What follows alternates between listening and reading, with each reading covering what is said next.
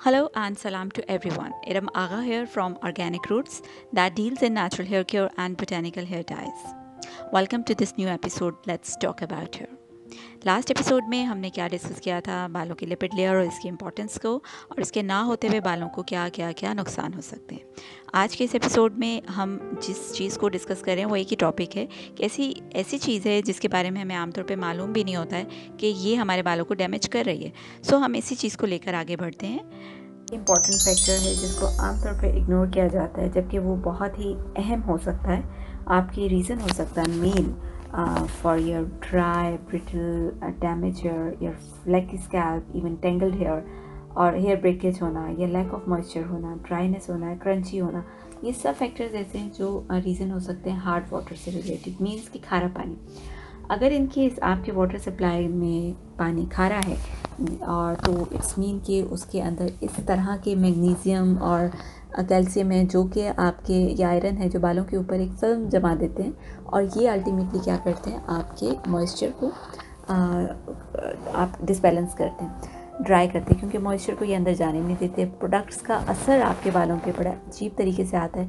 एक ही प्रोडक्ट आप किसी सॉफ्ट वाटर में यूज़ करें तो वो डिफरेंट तरीके से असर करता है, हार्ड वाटर में यूज़ करें तो वो अपना असर खो देता है, क्योंकि वो पेनिट्रेट ही नहीं कर पाता, वो असर ही नहीं कर पाता आपके बालों के ऊपर। तो लैक ऑफ मॉइस्चर इसलिए होता है क्योंकि आपकी बिल्कुल फिल्म जम जाती है और वो भी आपकी डिसबैलेंस कर देता है मॉइस्चर को। तो इवेंचुअली आपके बाल जो हैं वो डैमेज होते हैं, ब्रेकेज आता है, क्रंची हो जाते हैं। ऑब्वियसली ये चीज़ें फिर नज़र आने लगती हैं। तो हार्ड वाटर का जो एक किस तरह अंदाज़ा लगाया जाए, वो इसी तरह से अंदाज़ा लगाया जा सकता है कि अगर आपकी डिशेस के ऊपर एक वाइट कलर का कुछ लेयर जम रहा है, या आपकी केटल के अंदर कुछ फ्लैक्स वाइट कलर के जम रहे हैं, या आपकी जो शावर है उसके अंदर इस तरह की लेयर्स या बिल्डअप्स हो रहे हैं जो कि दिखाई देने वाली चीज़ें, वाइट कलर के पैचेस आ रहे हैं, तो आपका हार्ड वाटर है। टेस्ट में अगर नमकीन है तो हार्ड वाटर है। तो ये अगर उसकी पीएच बैलेंस नहीं है, एल्कलाइनिटी की तरफ है और न्यूट्रल नहीं है, तो वो हार्ड वाटर है। कुछ हार्ड वाटर के जो रेजिड्यूज़ होते हैं वो रिमूव हो जाते हैं सल्फेट से भी, लेकिन अगर इस तरह के मिनरल्स हैं या इस तरह के हार्ड वाटर में इश्यूज़ हैं कि जो आसानी से रिमूव नहीं हो सकते हैं, तो उसके लिए आपको बाकायदा क्लैरिफाइंग ट्रीटमेंट्स करने पड़ते हैं, या क्लैरिफाइंग शैम्पूज़ जो कि मार्केट में अवेलेबल होते हैं डिटॉक्स वॉश के नाम से, या क्लैरिफाइंग या डीप क्लीनिंग के नाम से होते हैं। ये अलग शैम्पूज़ होते हैं, इसको आप रेगुलर बेसिस पे यूज़ नहीं कर सकते। अगर आप उसको रेगुलर बेसिस पे यूज़ करेंगे तो आपके बाल बहुत ज़्यादा ड्राई हो जाएंगे। लेकिन अगर आपका हार्ड वाटर का इशू है, so you must go for such kind of shampoos once a week, or definitely help you removing all the buildups of hard water। और इसके अलावा अगर एक महीने में आप यूज़ कर सकते हो इन केस अगर आपका कम प्रॉब्लम है, हार्ड वाटर का इशू है। बिल्डअप्स आपके सिर्फ पानी से ही नहीं होते हैं, बिल्डअप्स आपके प्रोडक्ट्स के भी होते हैं, क्योंकि प्रोडक्ट्स में इस तरह की वैक्सेस होती हैं जो कि क्लियर जमा देती हैं आपके बालों के ऊपर, और वो आपके नॉर्मल वॉश से नहीं जा सकती हैं, वो आपको क्लैरिफाइंग ट्रीटमेंट्स ही करने पड़ते हैं उसके लिए।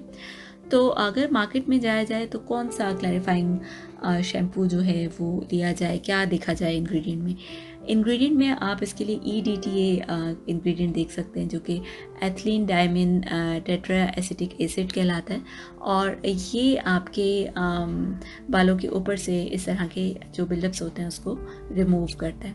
इसके अलावा सोडियम फाइटेट, ये भी एक इंग्रेडिएंट है जो कि आप इसके ऑल्टरनेट में देख सकते हैं, और it will definitely help you to remove your buildups. और ये करना इम्पॉर्टेंट है, क्योंकि मैंने खुद एक्सपीरियंस किया इस चीज़ को। एक दफ़ा ये हुआ था कि बहुत ही शॉर्ट टाइम पीरियड के लिए मुझे किसी एक इलाके में शिफ्ट होना पड़ा, जिसमें कि मैंने हार्ड वाटर का उसमें सप्लाई था, and I was unaware of this thing at that time कि हार्ड वाटर कितना बड़ा एनिमी हो सकता है आपके बालों का। या तो उस वक्त अचानक ही से हुआ क्या कि मेरे बाल जो है, मेरी वही रूटीन थी बालों की, वही प्रोडक्ट थे, हर चीज़ वही थी, मैं उसी तरह से टेक केयर कर रही थी, लेकिन मेरे बालों में ब्रेकेज, थिनिंग, मेरे बाल टेंगल होना शुरू हो गए, ड्राई स्कैल्प हो गए, डलनेस आ गई, इवन कि फ्लैकी स्कैल्प होना शुरू हो गई, इरिटेशन होना शुरू हो गई, रेडनेस होना शुरू हो गई।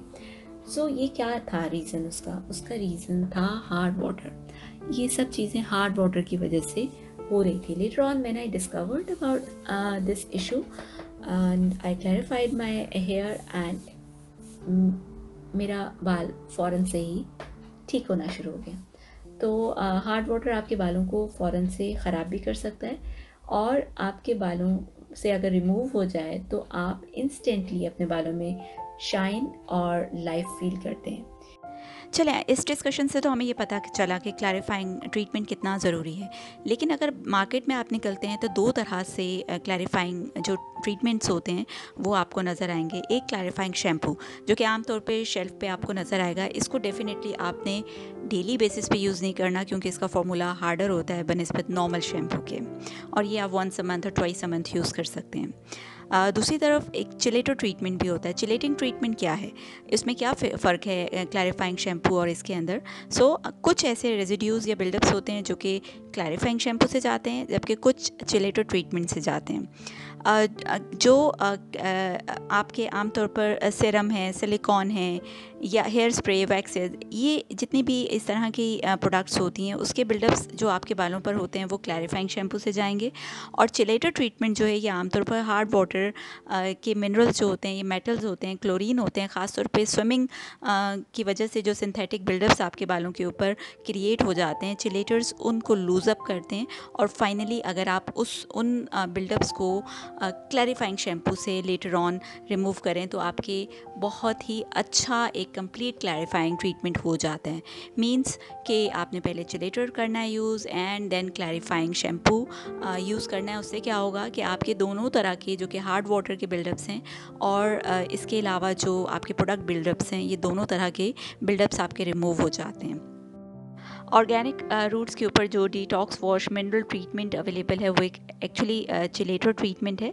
और ये चिलेटिंग ट्रीटमेंट जो है ये आपके हार्ड वाटर के जितने भी रेजिड्यूज़ हैं उसको रिमूव करते हैं। अगर आप उसके बाद क्लैरिफाइंग शैम्पू करते हैं देन हेना इंडिगो का जो भी प्रोसीजर किया जाता है तो वो आपको बहुत ही अच्छे रिजल्ट देता है। और नॉर्मली भी आपका कोई भी प्रोडक्ट का ट्रीटमेंट है, कोई भी डीप कंडीशनिंग ट्रीटमेंट है, वो इसके बाद बहुत ही अच्छे से असर करता है।